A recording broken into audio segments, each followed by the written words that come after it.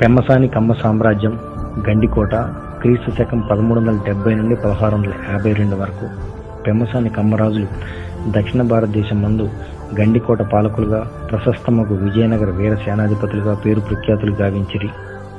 విజయనగర సామ్రాజ్యానికి గుండెకాయ లాంటిది గండికోట. పెమ్మసాని కమ్మ వంశీయుల ధైర్య సాహసాలే విజయనగర హిందూ సామ్రాజ్య రక్షణకు కవచకుండలాగా గుర్తింపు పొందాయి. విజయనగర సామ్రాజ్య రాజధాని హంపీకి ఆపద వచ్చినప్పుడు రాజ్యభిక్షను ప్రాణభిక్షను పెట్టిన గండికోట పెమ్మసాని కమ్మరాజులు దక్షిణ భారతదేశంతో పాటు భరతఖండంలో పేరు గావించారు. వీరి పూర్వీకులు కమ్మనాటిలోని బెల్లంకొండకు చెందిన ముసునూర్ల గోత్రికులు. 1970వ సంవత్సరంలో ఊరుగల్లు ముసునూరి కమ్మప్రభు కాపునీడు సామ్రాజ్యం పతనమైన పిమ్మట వీరు విజయనగరానికి తరలిపోయి ఆ తర్వాత 3 శతాబ్దాలు గండికోటను రాజధాని చేసుకుని పరిపాలించారు. వీరు దక్షిణ భారతదేశమును హిందూ మతమును రక్షించి ఎన్నో ధర్మక్షేత్రాలు నిర్మించారు. వీరిని పెమ్మసాని కమ్మనాయకులు అని కూడా పిలుస్తారు. చారిత్రక ఆధారాలను బట్టి మిక్కిలినేని రామనాయుడు అనే యోధుని గండికోట రాజుగా విజయనగర బుక్కరాయ నియమిస్తాడు. తనకి మగ సంతానం లేకపోవడం వల్ల తన అల్లుడు పెమ్మసాని తిమ్మనాయుడిని రాజుగా ప్రకటిస్తాడు. ఇతడు ధర్నికోట సమీపం గల బెల్లంకొండ వాస్తవ్యుడు. తిమ్మనాయుడు నుండి పెమ్మసాని కమ్మరాజుల పరిపాలన దిగ్విజయంగా దాదాపు 300 సంవత్సరాలు గండికోటను రాజధాని చేసుకుని వైభవంగా పరిపాలిస్తారు. తిమ్మనాయుడు పెమ్మసాని కమ్మ వంశమునకు మొట్టమొదట కీర్తి ప్రతిష్టలు తెచ్చిన కమ్మ ప్రభువు. ప్రౌఢదేవరాయ సేనాధిపతిగా క్రీస్తు శకం 1420 నుండి 1448 వరకు ఉంటూ గుల్బర్గా యుద్ధంలో అహ్మద్ షాను ఓడించాడు. మట్టికోటగా ఉన్న గండికోటను తిమ్మనాయుడు రాతికోటగా శత్రు దుర్భేద్యమైన కోటగా అతి బలంగా కట్టించాడు. ఇతడు నాణెములు వీరభద్రుని బొమ్మతో ముద్రించెను. పెక్కు సంవత్సరాలు పరిపాలించి పలు దేవాలయాలు చెరువులు ఆరామాలు కట్టించెను. ఇతని తర్వాత కొడుకు వీరతిమ్మనాయుడు రాజ్యమును పాలించాడు.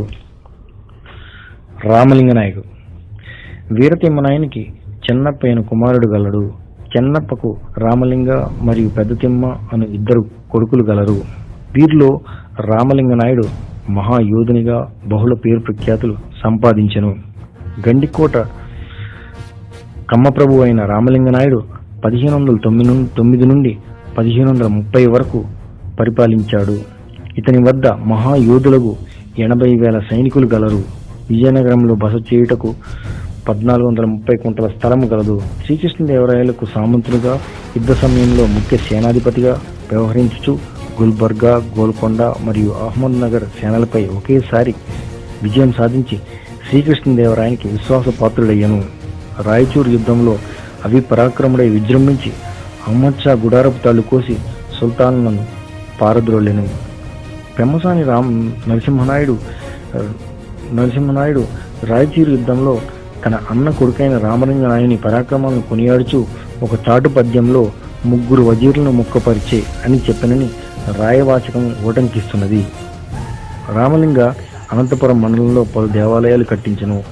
రామలింగనాయుని తమ్ముడు పెద్ద తిమ్మనాయుడు కూడా మహాయోధుడు.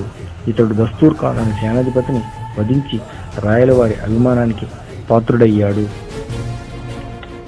రెండవ తిమ్మనాయుడు కృష్ణదేవరాయని ఉత్కళ దేశ దండయాత్రలో పాల్గొని ఉదయగిరి, అద్దంకి, కొండపల్లి, రాజమహేంద్రవరం, కటక్లను జయించెను. రాయలవారి ఉమ్మత్తూరు దండయాత్రలో ముఖ్య పాత్ర పోషించెను. బంగారు తిమ్మనాయుడు 1529వ సంవత్సరంలో రాయలవారు మరణించెను. అల్లుడగు రామరాయలు సింహాసనమెక్కెను. బాముని సుల్తాన్ ప్రోద్బలంతో సలకం తిమ్మరాజు విజయనగరంపై దండెత్తెను. రామరాయలు గండికోటకు పారిపోయి రాగా బంగారు తిమ్మ అతనికి ఆశ్రయమిచ్చి తిమ్మరాజుపై యుద్ధమునకు విడలిను. బంగారు తిమ్మనాయుడు కోమలి వద్ద జరిగిన పోరులో సలకం రాజును సంహరించి బాముని సైన్యమును పారద్రోలి రామరాయలను విజయనగర సింహాసనంపై అధిష్ఠించెను. ఈ ఉదంతము పెమ్మసాని వారి స్వామిభక్తికి విశ్వాసమునకు విజయనగర సామ్రాజ్య రక్షణ తాత్పర్యమునకు తార్కాణము. తుల్లికోట యుద్ధము తర్వాత విజయనగర రాజ్యము పెనుగొండకు తరలిపోయాను. ఈ సమయమున శ్రీరంగరాయలు మరియు వెంకటపతి రాయలకు అండగా పెద్దవీర నాయుడు, అటు పిమ్మట బొజ్జ తిమ్మనాయుడు మరియు వెంకటగిరి నాయుడు బీజాపూర్ గోల్కొండ సుల్తాన్తో తలపడుతూ రాజ్యావశేషాలను కాపాడుతూ వచ్చిరి. పట్టణము చిన్నతిమ్మనాయుడు గండికోట చివరి కమ్మ ప్రభువు. చిన్నతిమ్మనాయుని చివరి పాలన దశలో ఇతని మంత్రి పొదిలి లింగన్న ప్రోద్బలంతో గోల్కొండ నవాబు పెద్ద సైన్యంతో మీర్ జుమ్లాను గండికోట వశం చేసుకుంటకు పంపెను. ఇది 1650. భీకరమైన యుద్ధము జరిగెను. కోట వశం కాలేదు. గండికోట అప్పగించినచో గుత్తిదుర్గంను అధిపతి చేస్తానని జుమ్లా బేరసారాలు చేశాడు. తిమ్మనాయుడు అంగీకరించలేదు. ఈ యుద్ధంలో సాయప్నేని గోవిందాంబ పాత్ర కూడా ముఖ్యమైంది. గోవిందాంబ చినతింపనాయని సోదరి, సాయప్నేని నరసింహనాయుడు భార్య. ఈ యుద్ధంలో తన భర్తను చంపిన తురుష్కుని వెంటాడి వధిస్తుంది. ఆ తర్వాత వీరమరణం పొందుతుంది.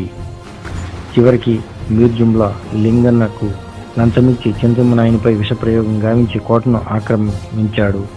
చింతిమ్మనాయని కొడుకు బాలుడు రాజకుమారుడైన విన్నయనాయని అతని బంధువులు తప్పించి మైసూరు తీసుకువెళ్ళిరి. మిగిలిన 66 ఇంటి పేర్లు గల గండికోట కమ్మ వంశీయులు గంపల్లో ఆభరణములు, విలువైన వస్తువులు పెట్టుకుని గుంటూరు, కర్వేటి రాజాపురం, మధుర, తిరున్వేలి, రామనాథపురం తరలిపోయిరి. వీరందరినీ గంప కమ్మవారని, గండికోట కమ్మవారని పిలుస్తారు.